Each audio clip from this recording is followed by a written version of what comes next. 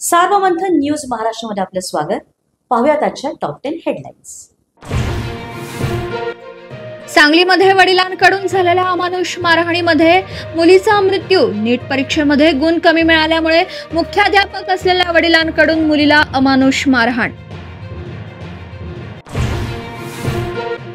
रायगड, रत्नागिरी, सिंधुदुर्ग, पुण्यासह सातारा घाट माथ्याला पावसाचा orange alert. मराठवाड्यामध्ये सुद्धा विजांच्या कडकडाटांसह मुसळधार पावसाचा अंदाज। नाशिक जिल्ह्यामधील गंगापूर धरणामधून 6.160 क्युसेक्स वेगाने विसर्ग सुरू। सकाळच्या तुलनेमध्ये 2.200 क्युसेक्सने विसर्ग वाढवला। एसटी महामंडळाच्या वास्तवावरची श्वेतपत्रिका प्रसिद्ध। बसची कमी संख्या, जुन्या बसेस अवैध वाहतूक केस तोट्याचं कारण। नफ्यामध्ये आणण्यासाठी महामंडळाच्या जागा विकसित करणार।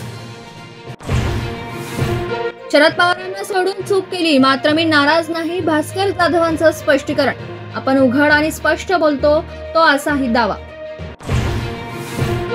उद्धव ठाकरे भास्कर जाधवांशी चर्चा करतील, संजय राऊत यांची माहिती।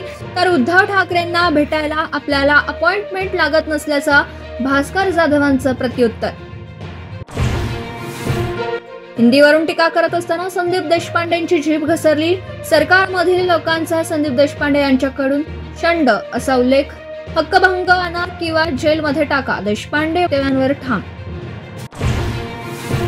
मुंबईमध्ये त्वचेचा कॅन्सर असलेल्या वयस्कर महिलेला कुटुंबियांनी कचऱ्याच्या ढिगाऱ्यामध्ये फेकल्याचा संशय। पोलिसांनी महिलेला रुग्णालयामध्ये दाखल केला। पोलिसांकडून कुटुंबियांचा शोध सुरू।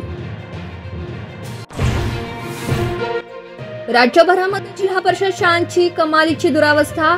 नवीन शैक्षणिक वर्ष सुरू झाल्यानंतर विद्यार्थी जीव मुठीत धरून गिरवतात शिक्षणाचे धडे। बुलढाणामध्ये शिक्षण मंत्री दादा भुसे यांच्या आगमनाच्या आधी विद्यार्थ्यांना झुंपलं कामाला।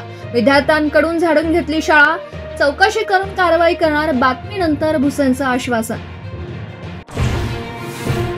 संत ज्ञानेश्वर महाराजांची पालखी दिवेघाट पार केल्यानंतर आज सासवड मुक्कामी। संत तुकाराम महाराजांची पालखी आज लोणी काळभोर वरून पुढे मार्गस्थ होणार।